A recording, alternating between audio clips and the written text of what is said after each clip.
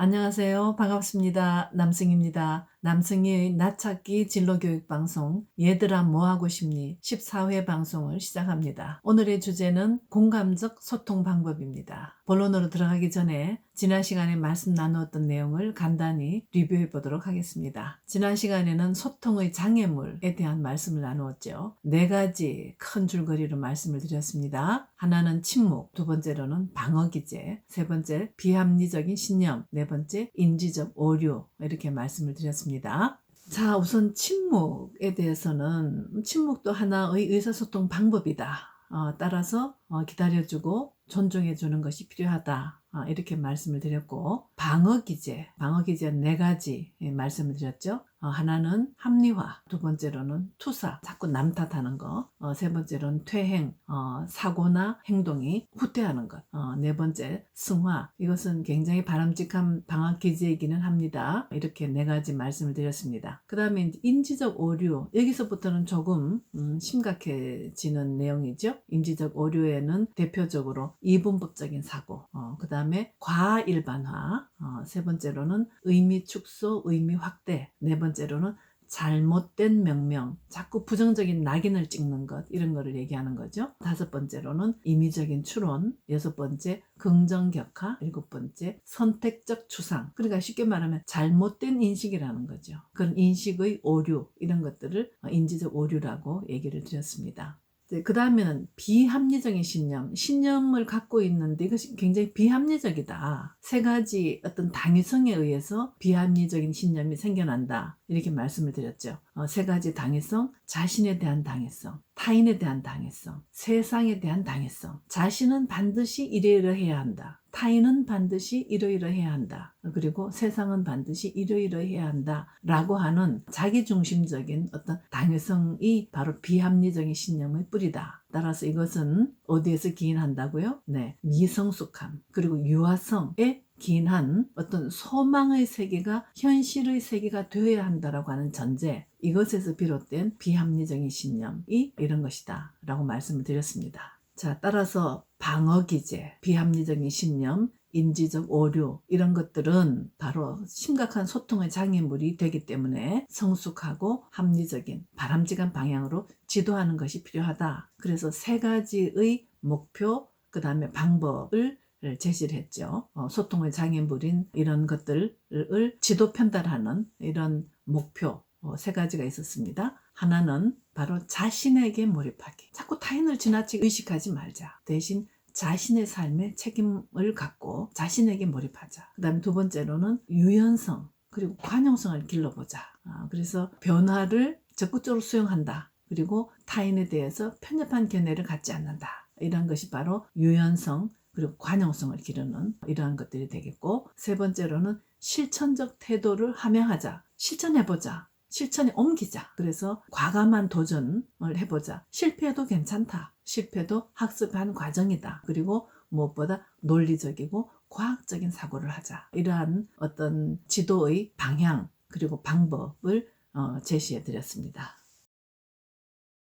자, 우리가 이제 다시 한번 진로 교육의 원래의 목표를 한번 상기해 보면 거기에는 몇 가지 기본 명제가 있습니다. 그걸 우리가 조금 다시 한번 살펴보도록 하죠. 학부모님들이 자녀의 진로 교육을 지도할 때 학자들에 의해서 오랜 시간 동안 많은 사람들에 의해서 검증이 된 그런 진로 발달 이론을 근거로 해야 한다. 이것이 첫 번째 명제입니다. 진로 발달 이론에 근거해야 한다라고 하는 거 첫 번째 명제. 두 번째 명제는 정말 세상은 요즘 급변한다는 말이 맞죠. 정말 4차 산업혁명 시대에는 어디에서 어떤 변화가 있을지 모를 정도로 급변하고 있습니다. 직업세계가 그렇죠. 그래서 변화하는 직업세계를 이해하고 그런 후에 자녀와 직업 간의 합리적인 연결을 고리를 찾는 데 초점을 맞춰야 한다라고 하는 것이 두 번째 기본 명제입니다. 세 번째, 심리검사를 적극적으로 활용을 해서 합리적인 의사결정을 하도록 돕되 그 검사에 과잉 의존하지 말고 자녀의 의사결정을 존중해야 한다. 이것이 이제 세 번째 기본 명제입니다. 네 번째, 따라서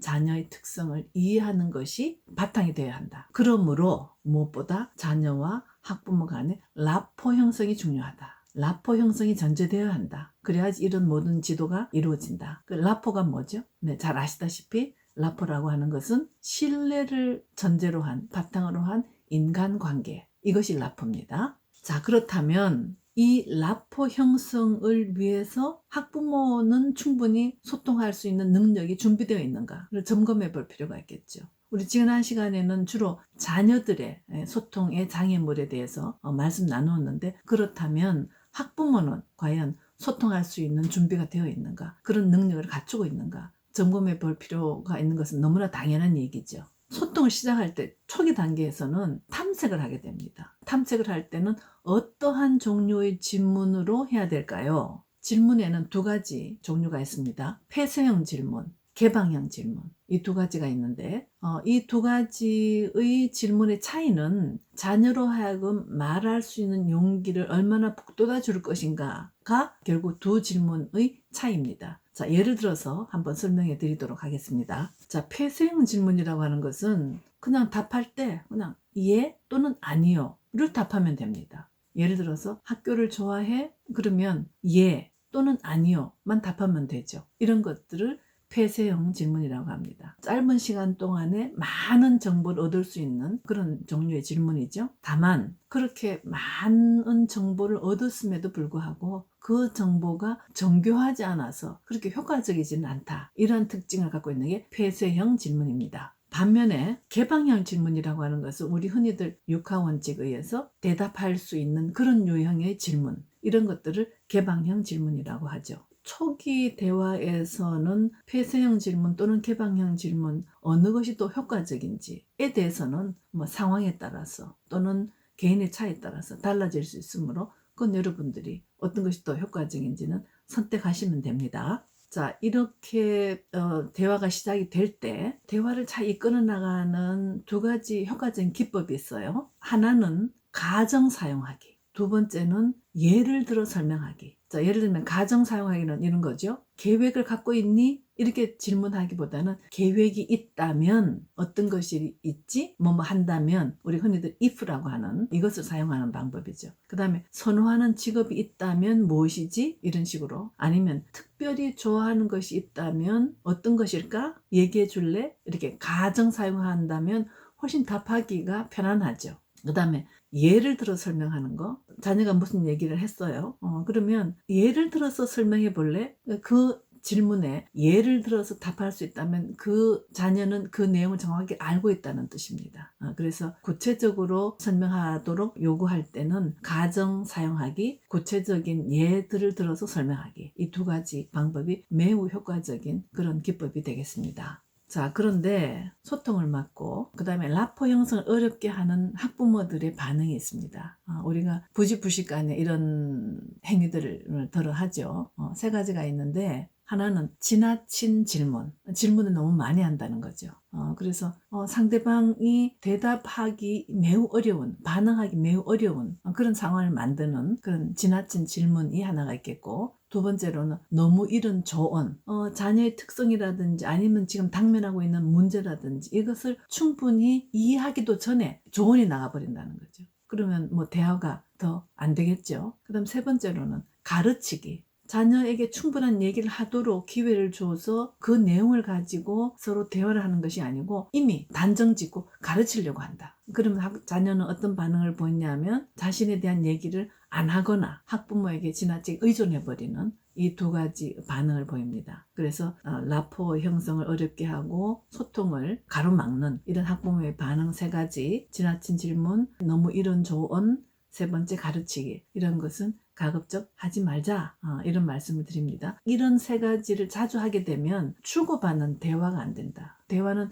주고받는 것이 대화인데 주고받는 대화가 안 된다. 대화의 단절을 의미하는 거죠. 그래서 이런 것은 가급적 하시지 않는 게 좋겠다, 이런 말씀을 드립니다. 자, 그렇다면 이 라포 형성에 도움이 되는 어떤 행동들이 있을 겁니다. 언어적인 행동이 있을 것이고 비언어적인 행동이 있을 것이고, 소통은 꼭 언어로만 하는 것은 아니지 않습니까? 그래서 언어적인 행동, 비언어적인 행동이 있을 텐데, 우선 언어적인 행동을 보면 폐쇄형 질문보다는 개방형 질문을 하는 것이 좋겠다. 그 다음 두 번째로는 이해 가능한 단어를 사용하고 유머를 사용하자. 이것이 두 번째 언어적 행동이 될 것입니다. 세 번째로는 부드러운 음조로 얘기하자. 그 다음 네 번째, 자녀가 더 많이 진술하도록, 예를 들면 알지, 그래, 이런 대꾸를 자주 사용하자. 다섯 번째, 이 대화를 하다 보면 어떨 때는 대화의 논점이 흐려지거나 아니면 옆으로 가는 이런 경우가 많이 있죠. 그래서 자녀의 진술을 되돌아보면서 명확하게 하자. 옆으로 가지 않도록. 그 다음 대화의 논점을 잃지 않도록 적절한 해석을 한다. 항상 거기에 바로 갈 수 있도록 적절한 해석을 한다. 그 다음에 필요한 정보를 제공한다. 이러한 것들이 라포 형성에 도움이 되는 언어적인 행동이 되겠습니다.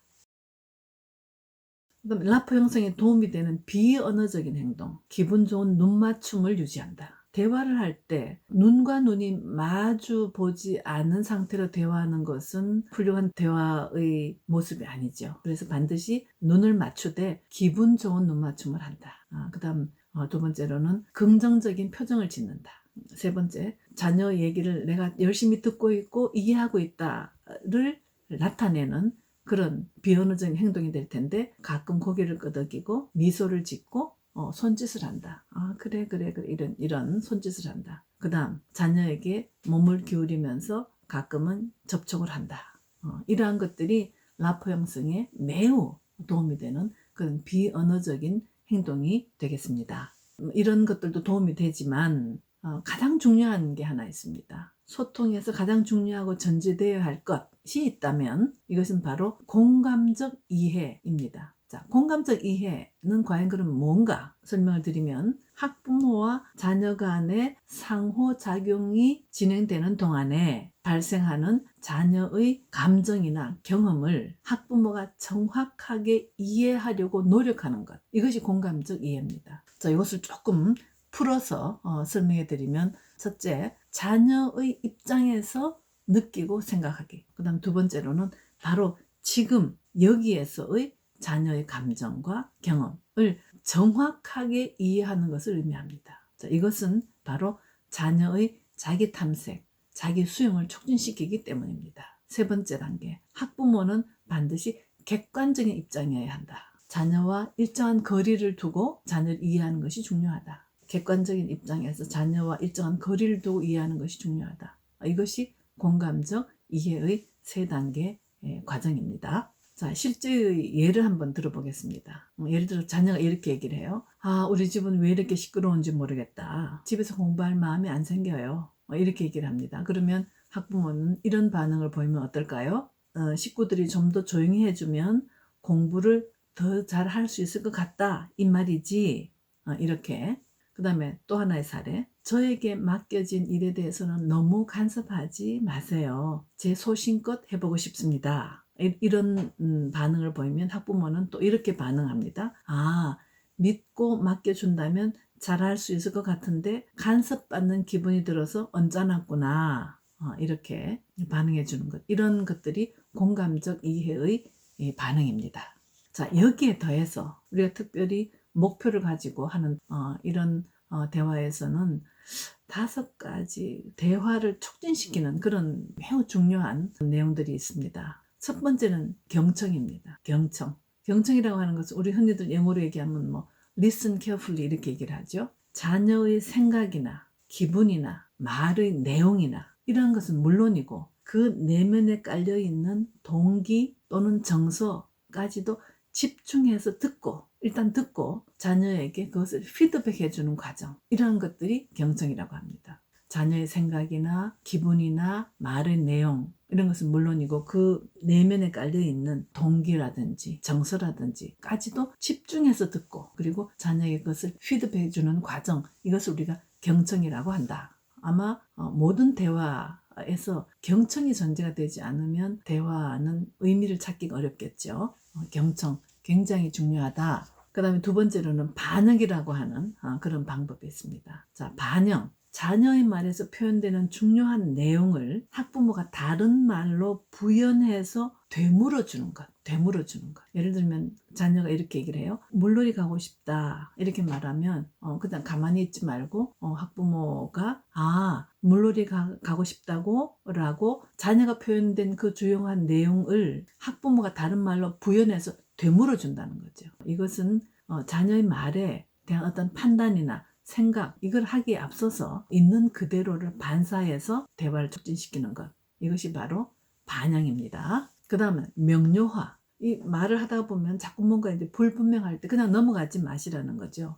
자녀의 말 중에서 불분명하고 모호한 것, 이러한 것에 대해서는 학부모가 분명하고 확실하게 밝혀서 자녀로 하여금 명확하게 알도록 해주는 것. 이것이 명료화입니다. 예를 들면 어떤 문제가 있을 때 밑바닥에 깔려있는 그런 어떤 혼란한 감정 또는 갈등, 이러한 것들을 잘 가려내가지고 분명하게 해주는 것, 이러한 것들을 명료화라고 합니다. 화는 바꾸어서 말해준다. 다시 말하면 자녀의 입장을 이해하려고 내가 노력하고 있다라는 것을 보여주는 그러한 하나의 기법이 되겠습니다. 자녀가 한 말을 간략하게 반복함으로써 자녀의 생각을 구체화하도록 하는 것, 이것을 환언이라고 합니다. 그 다음에 재진술과 요약 또는 요약과 재진술. 다시 말하면 자녀가 전하려고 하는 이야기의 표면적인 의미, 이러한 것들을 학부모가 다른 말로 바꾸어서 말하면서 대화의 내용 또는 감정 뿐만 아니라 이야기의 줄거리, 이러한 것들을 잘 잡아내는 것, 이러한 것을 재진술과 요약 또는 요약과 재진술이라고 합니다. 다시 말하면 대화가 자꾸 옆으로 흘러나가지 않도록 하는 이러한 것들이 되겠죠. 자, 이러한 것 이외에 더 많은 원칙들과 기법들이 있습니다만은 이러한 것은 대표적인 것만 소개해드렸고 이것들도 잘 자녀의 개인차 또는 상황에 맞추어서 적절하게 활용하는 것이 효과적일 것이다, 이렇게 말씀을 드립니다. 경청이라든지 반영 또는 명료화, 환원, 재진술과 요약, 이러한 것들, 결국은 우리가 왜 이런 것들을 중요하게 생각하나요? 바로 자녀로 하여금 더 적극적으로 진술할 수 있도록 도와주는 것이죠. 이러한 충분한 대화가 이루어진 후에 그 다음에는 조언을 하게 된 단계가 되겠죠. 조언에는 3단계가 있다라고 윌리엄슨 박사는 얘기를 합니다. 첫 번째 단계에서는 직접 충고를 합니다. 이것은 학부모가 자신의 의사를 명확하게 표현하는 거죠. 자신의 견해를 표명하는 것. 어떤 경우에 이런 직접 충고를 하게 되냐 하면 자녀가 실패하거나 또는 좌절할 그런 결과를 가지고 오는 행동을 하려고 할 때, 이때는 학부모가 자신의 의견을 분명히 표명을 합니다. 그러면 안 될 것 같아. 그거는 좋지 않은 방법이야. 좋지 않은 선택이야 라고 직접 충고를 해주는 것. 이것은 거의 100% 학부모의 의사를 표명하는 것이죠. 두 번째로는 설득이라고 하는 게 있습니다. 이건 어떤 경우냐면 직접 충고보다는 조금 더 톤다운이 되는 것인데, 자녀가 비합리적인 선택을 할 것 같아요. 그러면 이 학부모는 자녀에게 합리적이고 논리적인 방법으로 여러 가지 증거를 제시하면서 설득을 하는 거죠. 비합리적인 선택을 하지 않도록. 이것이 설득의 조언이게 되겠습니다. 세 번째로는 설명의 단계. 이것은 학부모의 의사는 거의 배제하고 그냥 있는 사실을 그대로 하나하나 설명해내는 것. 그래서 여러 대안들이 있다. 그 대안들의 예상된 결과는 이러한 것이다 라고 자녀로 하여금 이해하도록 돕는 것. 이것이 설명의 단계가 되겠습니다. 그래서 조언의 3단계에는 직접 충고가 있고 설득이 있고 설명이 있다. 이것이 윌리엄슨이 얘기하는 조언의 3단계가 되겠습니다. 자, 이렇게 해서 조언의 단계까지 마쳤는데 어떻습니까? 제가 여러 가지 소통의 기법이나 원칙들을 말씀을 드렸는데 이것보다 더 어마어마하게 많죠. 그러나 문제는 한두 가지라도 우리 실천하는 것, 이것이 중요하겠죠. 몇 가지라도 실제 생활에서 한번 반복적으로 연습을 해 보십시오. 그러면 그것이 몸에 체화되어서 자녀와의 대화에 많은 도움이 될 것입니다. 자, 여기에 더해서 이런 공감적 소통 방법에 더해서 우리가 다양한 심리 검사를 활용할 수 있다면 합리적인 진로 교육의 결과를 얻는데 아마 많은 도움이 될 것입니다. 그래서 다음 시간에는 다양한 심리 검사의 종류에 대해서 말씀을 2회에 걸쳐서 드리도록 하겠습니다. 우리 아이 알아보기, 주요 심리검사 종류에 대해서 준비해서 다음 시간에 찾아뵙도록 하겠습니다. 요즘은 뭐 정말 건강이 제일 중요합니다. 다음 시간에 뵐 때까지 정말 건강하시고 편안하게 지내시기를 바랍니다. 시청해 주셔서 감사합니다. 안녕히 계십시오.